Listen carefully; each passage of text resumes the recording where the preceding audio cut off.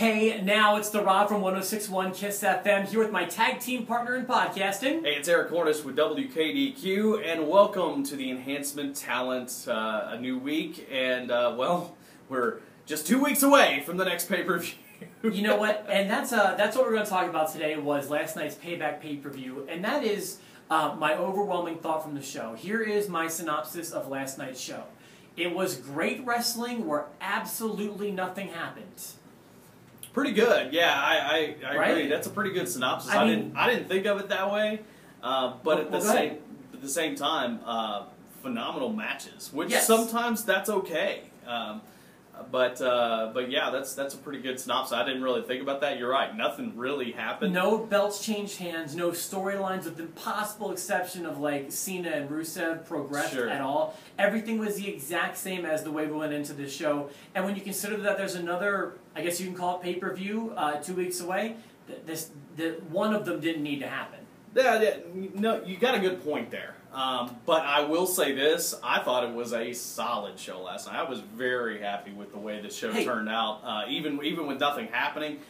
You know, sometimes good action just makes the difference, and there was a lot of that. It was, at no point was it tough to watch. Every match was really good. Yeah. Like even the worst match was still good on the show. Yeah. Which is fine, and that's fun to watch, and I like shows like that. But there's nothing like, oh man, did you catch that? Right. You know, man, you missed this last night. You know, you didn't miss anything if you missed last night. Yeah, true. Now, there's a lot of good things to talk about, and I'm only going to say a couple, maybe slight negatives, but let's cover some of the positives. I will say, going into it, I mean, the first three matches, like back to back, were near 5-star matches, I thought. I thought the opening match with Ziggler and Sheamus, perfect way to keep that storyline going. And isn't it interesting what a little bit of blood can do? Because you know, they don't allow blood in WWE anymore, but the last two times we've seen it, and seen it significantly, and that was with the main event at WrestleMania and with this match, it happened at the right time and it meant something. So even if it had been a blade job, I think it would have been perfect. I think there was definitely a blade job last night. You can even see it. Absolutely. Really? Yeah, you don't? See, no. I Really? didn't see that last No, night. I saw Ziggler headbutt Sheamus. Sheamus, and that's what busted him open. But maybe I missed something. I'll have to check it out. He put his hand on his head immediately after that, but I mean, that would happen instinctively anyway with a headbutt. But that kind of blood flow, definitely a blade in my opinion. Really? I don't know if he's going to get in trouble for it. I don't know if he got approval. I doubt it, but maybe. But he's, I think, 100% on a blade job there. Really? And WrestleMania, too. No, that one, I've watched the WrestleMania one over and over and over again with Lesnar. I don't think it happened. I've tried to find it a million times, and I don't think it happened. I think they've seen a video where they show the blade handing off from the ref to... I remember seeing something happen with a handoff, but watching the way it happened with nothing on his head to hitting the post to immediately having... I don't think WrestleMania was a blade job, but I think they but last night I'll have to look again and see. But I will say this: that it added to it. I think if it was a hard way situation, I thought they handled it well. You know, with our buddy Dan, you know, putting his gloves on, and then you know he was going to check on him, but before he could, they went right into the finish, and Sheamus hits the Brogue Kick while Ziggler's on his knees, which I thought was all perfect with the blood happening. So, but a great match, great storytelling throughout. Love the match, and yes, I'm not anti-blood at all, especially with wrestling and stuff. I wish they would do it a little more, but not to the point where it was, you know, in the Attitude Era and stuff. It doesn't need to be nightly. Well, and let's just say if it was a blade job on the opening match, I'm a little less favorable. You know, like I have less than a favorable opinion of that because it was the opening match. Yeah, you built to that. I agree. So, but yeah, I'll have to take a look at that again. Second match, the 2 out of 3 falls match. I was worried that they weren't going to capitalize on having the 3 guys from New Day there, but then at the very last minute they do. Amazing match again. You could have taken all 3 of those falls, and on their own would have been great matches. Yeah. And then they put them together. The spot that they did towards the middle, where like a kid was bouncing over everybody and hit the clothesline on was it Big E at the end, or no, it was Kofi. Okay, yeah. Man, they were doing some really innovative stuff, some well-timed stuff, some high-risk stuff. Towards the end, a few little missteps, but that doesn't take away from everything that happened inside that match. My goodness, they are in the high. Even Kofi Kingston, who's been around for a decade, is experiencing a career high. I feel like as a tag team champion. I agree, and I mean their promos. I mean the way it was almost tongue in cheek when they came out and said, who needs the power of positivity more than Baltimore, and then go directly to the Orioles. I mean, just again, tongue in cheek. It was just like, whoa, what are they? Oh, okay, got it. And don't forget the celebratory champagne milk toast. Absolutely, and then we don't spit, we don't curse, we don't we don't complain, and then go right into. I mean, those guys, just awesome. And if you haven't seen our interviews with them, go back through our YouTube videos, subscribe, and check out all of those because. They were awesome. Having interacted with them, and you can watch all the interviews that we've done with them, because we've both done interviews with them. I don't feel like this is a character for them. I feel like this is who they are. They just turned up a little bit. Yeah. They are just, and it's working for them. And who would have thought, especially Kofi, out of those guys, could be a great heel, and he is. So just the way that they do it, of course, they won't tell you that they're heels, but that's my favorite kind of heels. Heels that don't know they're heels. Absolutely. That's kind of me. Did we talk about when they were shown celebrating a Raw victory throughout the course of the entire show? Oh, yeah. That was so funny. They're doing a great job as heels. They're my kind of heels, the ones that make me laugh. Let's move on to the third match, which I got to tell you, the best storytelling of the night. And that was Bray Wyatt and Ryback. Perfect storytelling in a match with two guys that you didn't really know how that was going to work. In my opinion, I think they told the story great. I think Ryback doing something different, coming off the top rope with that splash after he had already had the injured ribs, but selling the ribs and just barely able to cover. Perfect, and working into the finish where the turnbuckle was gone with the ribs. I mean, the storytelling was perfect. It leaves it open for more matches, just like we'd hoped. I feel like of the three, that was the worst. Still a good match, but to me, it was tough to follow that match before it. Right. Well, now, work-wise, I agree. Storytelling-wise, I thought that match did it. It did it perfectly. It shows that Ryback does understand this, because you worry about him sometimes, and people have said it. He's just a big meathead and doesn't understand. I don't agree. I thought he did it well. I've always supported Ryback. I liked him back when he was Skip. To me, he's got the look. He cares about what he's doing in there. Yeah. He may not be the best mechanically, but he's getting there, and he's doing fine. Those two, actually, they've got more to come, I think. So I think so, too.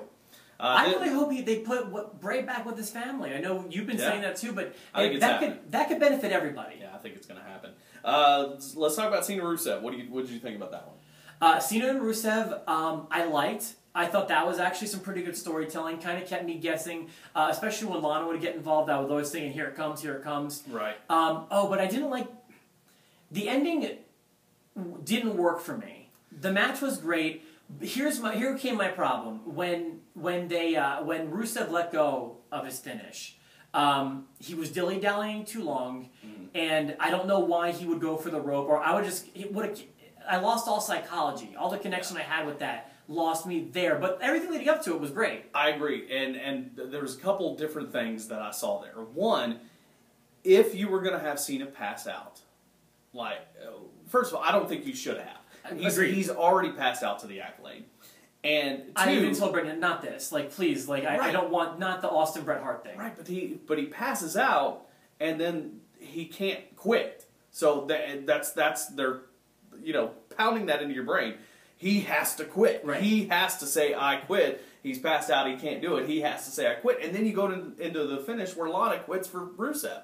That didn't make sense to me. Everything else I liked. Everything else I thought was okay. But then when he started pulling the rope off, the first thing I said was, here he goes. He's going to do the exact same thing he did to Umaga in their I Quit match or whatever it was, where he puts him in with the rope. And I saw that coming.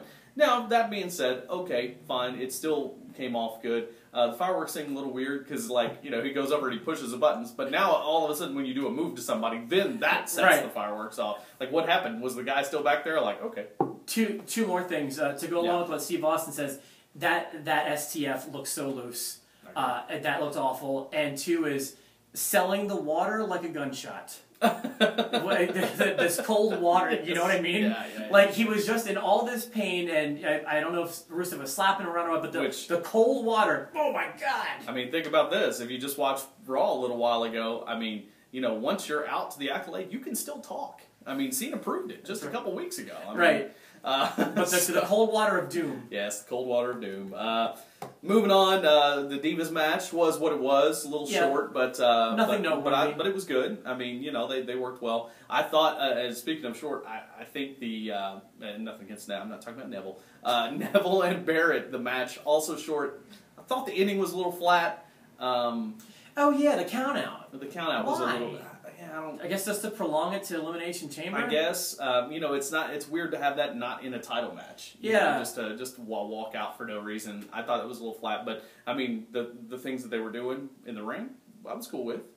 Oh, they're great technically. They're having good chemistry, and this could really be a blessing for Neville and for Barrett, to be honest with you, to have these great matches. And main event time. So the Fatal 4-Way, I think, surpassed my expectations. I would say, yeah, about what I thought, if maybe a little better. It wasn't bad. It was a great match. I liked the big reaction, I think, from everybody, whether you're watching at home or in the building, was the Shield reunion for 15 seconds. So well done. That was really, agreed. So well done. And especially then after that was over and just the looks, you know, where their smiles just turned crowns and, you know, just even better for the heel, you know, the heel that Rollins is, you know what I mean? And then going into, after they dispose of him, and it's, you know, that they look at each other and just so subtle with Reigns saying, "Loser buys beers." I mean, it was just, it was perfect going into it. I mean, Ambrose showed that he belonged. He does, and he totally belongs. Crowd's behind him, and he's shown that over and over again. Yeah, so. I liked the subtle chemistry that happened when they had the powerbomb came again through the table. Sure, you know, the crowd kind of asked for it, and they thought, well, the table didn't break the first time. Why not do it again? Let's do it. Yeah. So I thought it was good. The Kane storyline still confuses me because he just, you know, jumped on the bandwagon. But I agree. But I thought it was a great match. I mean, it ended the way I expected it to end. Mm-hmm. But at the same time, I'm very happy with it. I thought it was a good match. It was, and just as all in all, I thought the show was good. Do we know who won the predictions with us? What match did we disagree on? Was it Neville and Barrett? No, it wasn't. Was it Neville and Barrett? It was Ryback. No, because the Ryback and Wyatt, I said it would just, you know, be a nothing match. So did you have Neville or did you have Barrett? Did we agree? I don't even remember where we disagreed. We had one, but I don't remember which one it was either. Either way, I wish more would have happened, or I wish everything would have waited till Elimination Chamber, or whatever. That's my only complaint. Cena and Rusev, that's what it was. So that's right. Lost. Yeah, you. Okay, that's right. Yeah, Cena and Rusev. So yeah, I guess that one does go to me. But either way, just one. Let's go ahead and wrap this up. Yeah, thank you for watching. Make sure you subscribe and see all of our videos and lots of other fun stuff at our YouTube channels. And we'll be back with more wrestling stuff coming up later in the week.